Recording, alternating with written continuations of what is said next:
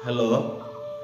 आज फिर से सुनी मुनि गिरा सत्य जिय जानी, दुख दंपति उमा हरसानी। नारद भेदु न जाना, दशा एक समुझब बिलगाना।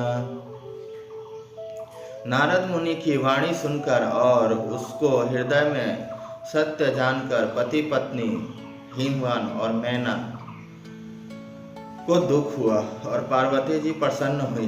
नारद जी ने भी इस रहस्य को नहीं जाना, क्योंकि सबकी बाहरी दशा एक सी होने पर भी भीतरी समझ भिन्न भिन्न थी। सकल सखी गिरिजा गिरि में ना, पुलक शरीर भरे जल नेना। होई न मृषा देव ऋषि भाषा, उमा सो बचन हृदय धरि राखा। सारी सखियां पार्वती, पर्वतराज, हिमवान और मैना सभी के शरीर पुलकित थे और सभी के नेत्र में जल भरा था। देव ऋषि की वचन असत्य नहीं हो सकते, यह विचार कर पार्वती ने उन वचनों को हृदय में धारण कर लिया। उपज्यों शिव पद कमल स्नेहु, मिलन कठिन मन भाषण देहु। जानी कु अवसरु प्रीति दुराई, सखी संग बैठी पुनि जाई। उन्हें शिव जी के चरण कमलों में स्नेह उत्पन्न हुआया, परंतु मन में यह संदेश हुआ कि उनका मिलन कठिन है। अवसर ठीक ना जानकर उमा ने अपने प्रेम को छिपा लिया और फिर वे सखी की गोद में जाकर बैठ गई। झूठी न होई देव ऋषि बानी, सोचहि दंपति सखी सयानी। उरधरि धीर कहें गिरिराऊ, कहूँ नाथ का करें पाओ। देव ऋषि की वाणी झूठी न होगी, यह विचार कर हिमवान और उनकी पत्नी और सारी चतुर सखियां चिंतन करने लगी। फिर हृदय में धीरज धरकर पर्वतराज ने कहा, हे नाथ, कहिए अब क्या उपाय किया जाए। कह मुनि हिमवंत सुनु, जो विधि लिखा लीलार। देव दनुज नर नाग मुनि को न मिट निहार। नारद मुनि ने कहा, हे हिमवान सुनो, विधाता ने ललाट पर जो कुछ लिख दिया है उसको देवता, दानव, मनुष्य, नाग और मुनि कोई भी नहीं मिटा सकता। तदपि एक मैं कहूँ उपाय होई, करो जो दो सहाय। जस बरु मैं बरनऊँ तुम पाही, मिले उमहि तस संशय नाही। जो भी एक उपाय मैं बताता हूँ, यदि देव सहायता करें तो वह सिद्ध हो सकता है। उमा को वर तो निसंदेह वैसा ही मिलेगा जैसा मैंने कहा आपको, जटाधारी। जे जे बर के दोष बखाने, ते सब शिव पही मैं अनुमाने। जो विवाह शंकर सन होई, दोषों गुण सम कह सब कोई। परंतु मैंने वर के जो जो दोष बतलाए हैं, मेरे अनुमान से वे सभी शिव जी में हैं। यदि शिव जी के साथ विवाह हो जाए तो दोषों का भी सब लोग गुणों के समान ही कहेंगे। जो अहि से जसायन हरि करही, बुध कछु तिन कर दो सुन धरही। भानु कृषानु सर्वरस खाही, तिन कह मंद कहत को नाही। जैसे विष्णु भगवान शेषनाग की सैया पर सोते हैं तो भी पंडित लोग उनको कोई दोष नहीं लगाते। सूर्य और अग्नि देव अच्छे बुरे सभी रसों का भक्षण करते हैं, परंतु उनको कोई बुरा नहीं कहता। शुभ अरु अशुभ सलील सब बहाई, सुर सरी को अपुनित न कहाई। समरथ कहो नहीं दोष गोसाई, रवि पावक सुरसरी की नाई। गंगा जी में शुभ और अशुभ सभी जल बहता है, पर कोई उन्हें अपवित्र नहीं कहता। सूर्य, अग्नि और गंगा जी की भांति समर्थ को कुछ दोष नहीं लगता। अगर आप ताकतवर हैं, लाइफ में सक्सेस हैं, तो समाज में आपका दोष किसी को नहीं दिखेगा, सबको आपका गुण ही दिखेगा। अगर जो आप बिना कपड़े का भी बाहर चले जाएंगे, लोग बोलेंगे नया फैशन, नया ट्रेंड चला हुआ है। वही बोल रहे हैं।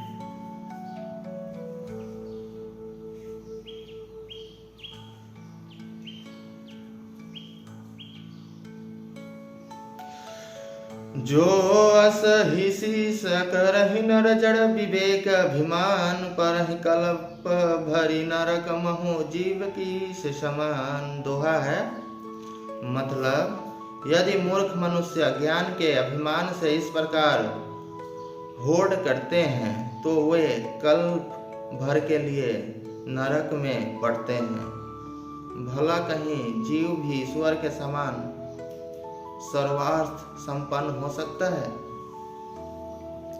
सुरसरि जलकृत बरनुई, जाना कबहु न संत करहि तहि पाना। सुरसरि मिले सो पावन जैसे, ईसा न सही अंतर हूँ तैसे। गंगा जल से भी बनाई हुई मदिरा को जानकर संत लोग कभी उनका पान नहीं करते, पर वही गंगा जी में मिल जाने पर जैसे पवित्र हो जाती है। ईश्वर और जीव में भी वैसे ही भेद है। थोड़ा समझ लीजिए आप लोग। इस पे बोलने बैठे ना तो ये खत्म करने में बहुत समय लग जाएगा। जहाँ जहाँ मुझे जरूरी लगेगा वहाँ वहाँ मैं बोल दूंगा। शंभु सहज समर्थ भगवाना, यही विवाह सब विधि कल्याणा। दुराराध्य पे अहि महेशु, आशुतोष पुण्य किए कलेशु। शिव जी सहज ही समर्थ हैं, क्योंकि वे भगवान हैं।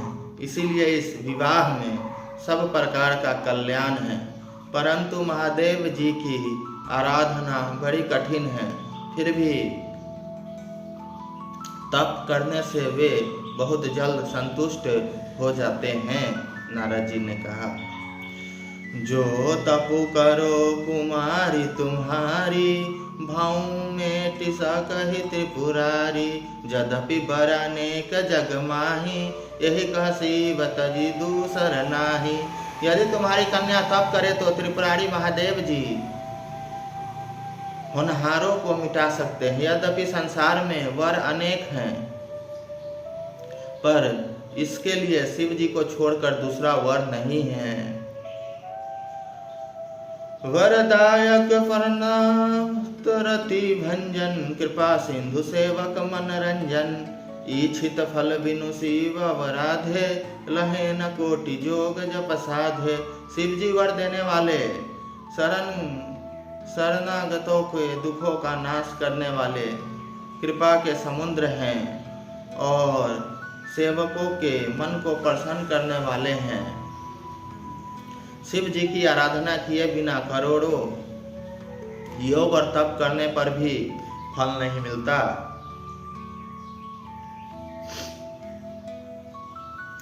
अस कही नारद सुमिर हरि, गिरि जाय दिन आशीष। होई यह कल्याणावा, संशय तजहु गिरीश। ऐसा कहकर भगवान का स्मरण करके नारद जी ने पार्वती को आशीर्वाद दिया और कहा कि हे पर्वतराज, तुम संदेह का त्याग कर दो, अब यह कल्याण ही होगा। कहीं अस ब्रह्म भवन मुनि गयूं, आगिल चरित सुनायो जस भयूं। पतहि एकांत पाई कह मेना, नाथ न मैं समुझे मुनि बेना। यूं कहकर नारद मुनि ब्रह्मलोक को चले गए। अब आगे जो चरित्र हुआ उसे सुनो। पति को एकांत में पाकर मैना ने कहा, हे नाथ, मैंने मुनि के वचनों का अर्थ नहीं समझा। हिमवान की पत्नी ने कहा, मुनि क्या कहे मुझे कुछ समझ में नहीं आया।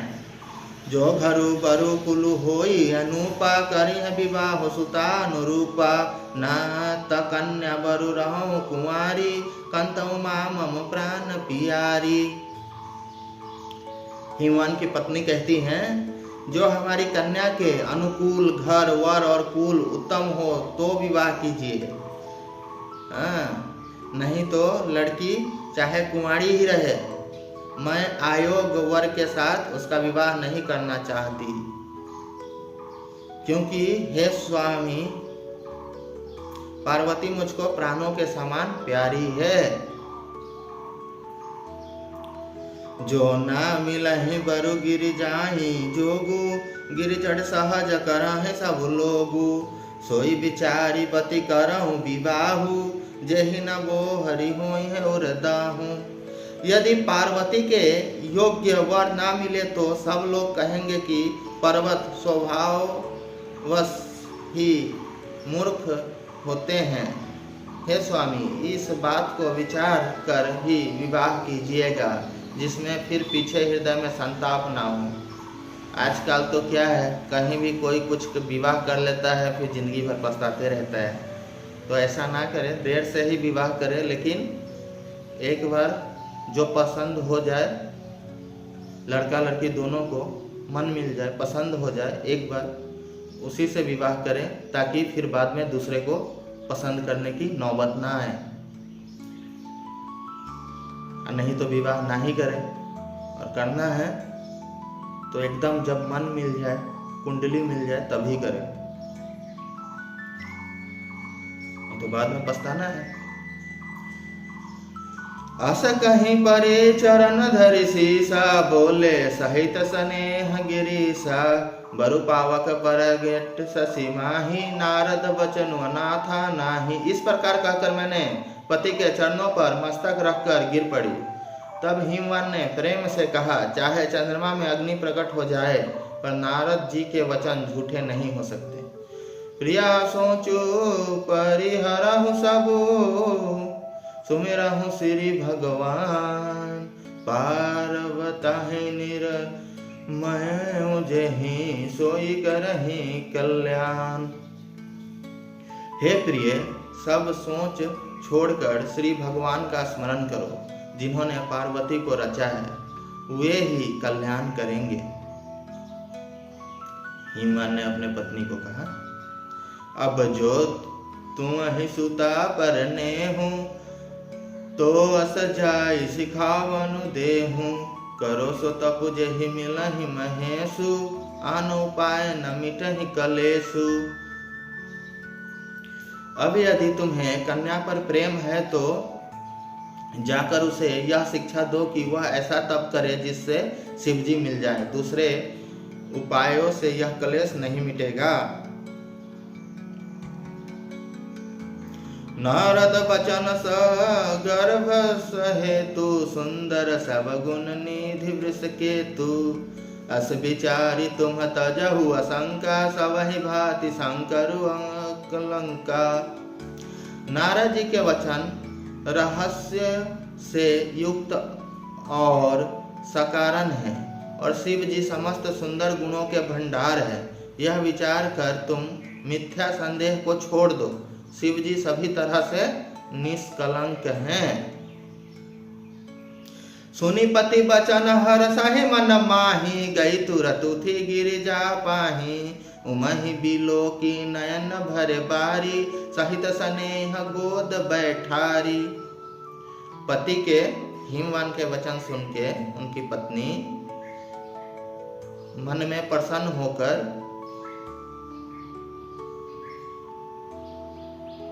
तुरंत पार्वती के पास गई। पार्वती को देखकर उनकी आंखों में आंसू भर आए, उसे स्नेह के साथ गोद में बैठा लिया। माता पार्वती को उनकी माँ ने प्रेम से गोद में बैठा लिया। बारहि बार लेती उरलाई गद गद कंठ न कछु कहि जाई जगत मातु सर्वज्ञ भवानी मातु सुगद बोले मृदबानी। फिर बार बार उसे हृदय से लगाने लगी। प्रेम से मैना का गला भर आया, कुछ कहा नहीं जाता। मैना मतलब माता पार्वती की माँ। जग जननी भवानी जी तो सर्वज्ञ ठहरी। माता के मन की दशा को जानकर वे माता को सुख देने वाली कोमल वाणी बोली, सुनहि मातु मैं दीख असा, सपन सुनाऊं तो ही, सुंदर गोर सुवी प्रभरा, अस उपदेश मोहि हो राम। माता पार्वती अपने माँ से बोली, माँ सुन, मैं तुझे सुनाती हूँ। मैंने ऐसा स्वप्न देखा कि मुझे एक सुंदर गोर वर्ण श्रेष्ठ ब्राह्मणों ऐसा उपदेश दिया है। मतलब माता पार्वती के सपना में आई कि उनको बहुत सुंदर एक ब्राह्मण उनको बता रहा है कि उनको बहुत सुंदर गोर वर मिला है। पति वर मतलब पति। करहि जाई तपोशैल कुमारी, नारद कहा सुसत्य विचारी, मातु पितहि पुनिया मत भावा, तपु सुख प्रद दुख दोष नसावा। हे पार्वती, नारद जी ने जो कहा है उसे सत्य समझकर तू जाकर तप कर। उनकी माता बोल रही हैं। फिर यह बात तेरे माता पिता को भी अच्छी लगी है। तप सुख देने वाला और दुख दोष का नाश करने वाला है। तप करने को बोल रही है माता पार्वती को।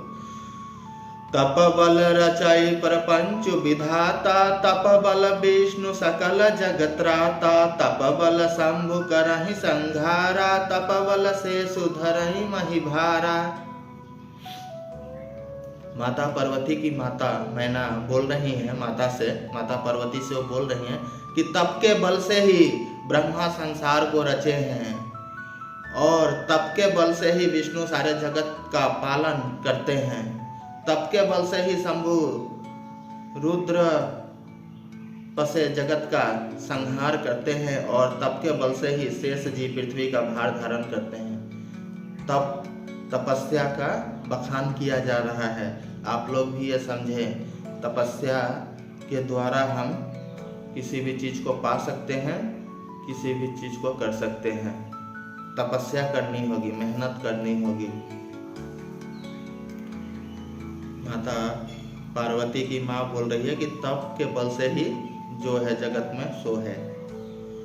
तप आधार सब सृष्टि भवानी, करहि जाई तपु अस जिय जानी, सुनत वचन विस्मित महतारी, सपन सुनाऊ गिरहकारी। हे भवानी, सारी सृष्टि तप के ही आधार पर है। माता पार्वती की माँ कह रही है ये जो सारी सृष्टि है तप के आधार पर ही है। ऐसा जी में जानकर तू जाकर तप कर। यह बात सुनकर माता को बड़ा अचरज हुआ और उसने हिमवान को बुलाकर वह स्वप्न सुनाया।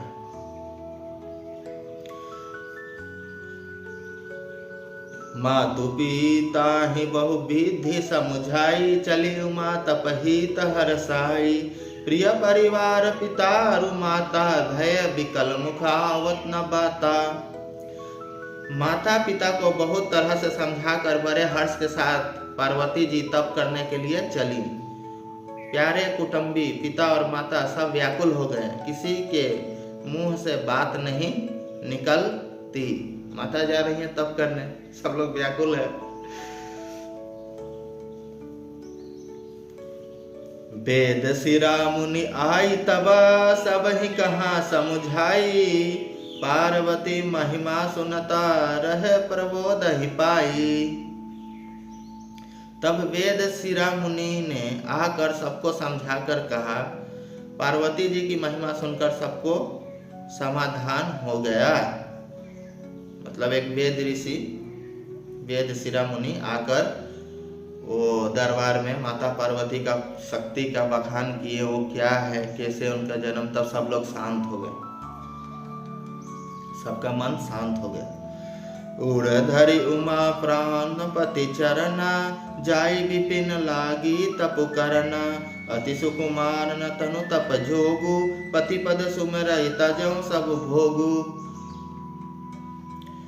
प्राणपति शिव जी के चरण को हृदय में धारण करके पार्वती जी वन में जाकर तप करने लगी। पार्वती जी का अत्यंत सुकुमार शरीर तप के योग नहीं था, बहुत कोमल थी वो, वन में जाने के योग उनका शरीर नहीं था। तो भी पति के चरणों का स्मरण करके उन्होंने सब भोगों को तज दिया। नित्य नव चरण उपजा अनुरागा, बिसरि देह तपहि मनु लागा। संबत सहज मूल फल खाए, सागु खाई सत बरस गवाए। स्वामी के चरणों में नित्य नया अनुराग उत्पन्न होने लगा और तप में ऐसा मन लगा कि शरीर की सारी सुधा बिसर गई। 1000 वर्ष तक उन्होंने मूल और फल खाए, फिर 100 वर्ष साग खाकर बिताए। कछु दिन भोजन बारी, बतासा किए कठिन कछु दिन उपवासा। बेल पाती मही परई सुखाई, तीन सहज संबत सोई खाई। कुछ दिन जल और वायु का भोजन किया और फिर कुछ दिन कठोर उपवास किए। जो बेलपात्र सूख कर पृथ्वी पर गिरते थे, 3000 वर्ष तक उन्हीं को खाया। इतनी घोर तपस्या माता ने की। पुनि परिहरे सुखान उपरना, उमहि नामु तब भयो अपरना। देखी उमहि तप खिन्न शरीरा, ब्रह्म गिरा भय गगन गंभीरा। फिर सूखे वन पत्ते भी छोड़ दिए, तभी पार्वती का नाम अपर्णा हुआ। तप से उमा का शरीर क्षीण होकर आकाश से गंभीर ब्रह्मवाणी हुई। माता एकदम तपस्या में लीन है, तपस्या करके माता का शरीर भी एकदम कमजोर हो चुका है। तभी आकाशवाणी हुई, भयो मनोरथ सुपल तब, सुनु गिरिराज कुमारी। परिहरु दूसह कलेश सब, अब मिलहि त्रिपुरारी। हे पार्वत राज की कुमारी, सुन, तेरा मनोरथ सफल हुआ। तू अब सारे कलेशों को, कठिन तपों को त्याग दे। अब तुझे शिवजी मिलेंगे। आस तप काहु न किन्ह भवानी, भय अनेक धीर मुनि ज्ञानी। अबौर धरहु ब्रह्म बरबानी, सत्य सदा संतत सुचि जानी। हे भवानी, धीर मुनि और ज्ञानी बहुत हुए हैं, पर ऐसा कठोर तप किसी ने नहीं किया। आकाशवाणी में सब बोला जा रहा है। अब तू इस श्रेष्ठ ब्रह्मा की वाणी को सदा सत्य और निरंतर पवित्र जानकर अपने हृदय में धारण कर।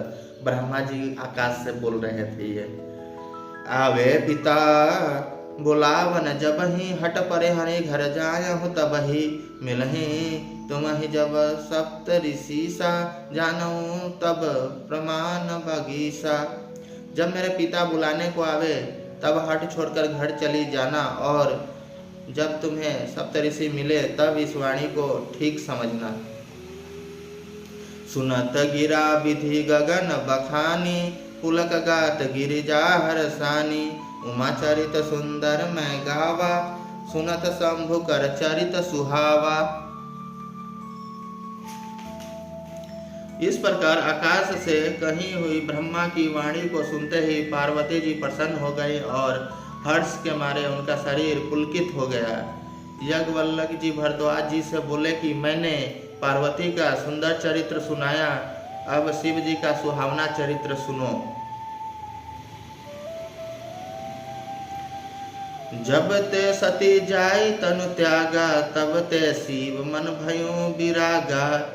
जपहि सदा रघुनायक नामा, जहाँ तहाँ सुनहि राम गुण ग्रामा। जब से सती ने शरीर त्याग किया, तब से शिव जी के मन में वैराग्य हो गया। वे सदा श्री रघुनाथ जी का नाम जपने लगे और जहाँ तहाँ श्री रामचंद्र जी के गुणों की कथाएं सुनने लगे। चिदानंद सुख धाम शिवा, विगत मोह मद काम। विचरहि मही धरि हृदय हरि, सकल लोक अभिराम। चिदानंद सुख के धाम, मोह मद और काम से रहित शिवजी संपूर्ण लोकों को आनंद देने वाले भगवान श्री हरि श्री रामचंद्र जी को हृदय में धारण कर भगवान के ध्यान में मस्त हुए, पृथ्वी पर विचरने लायक लगे। कतहु मुनह उपदेशहु ज्ञाना, कतहु राम गुण करहि बखाना। यद्यपि अकाम तद्यपि भगवाना, भगत बिरह दुख दुखित सुजाना। वे कहीं मुनियों को ज्ञान का उपदेश करते और कहीं श्री रामचंद्र जी के गुणों का वर्णन करते थे। यद्यपि सुजान शिव जी निष्काम हैं, तो भी वे भगवान अपने भक्त सती के वियोग के दुख से दुखी हैं। प्रेम ऐसा होता है, भगवान को भी अभी तक दुखी ही रखा हुआ है, उनको भूल नहीं पा रहे।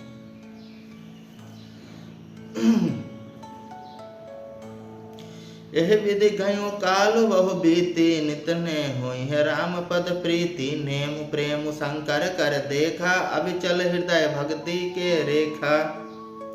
इस प्रकार बहुत समय बीत गया, श्री रामचंद्र जी के चरणों में नित नई प्रीति हो रही है।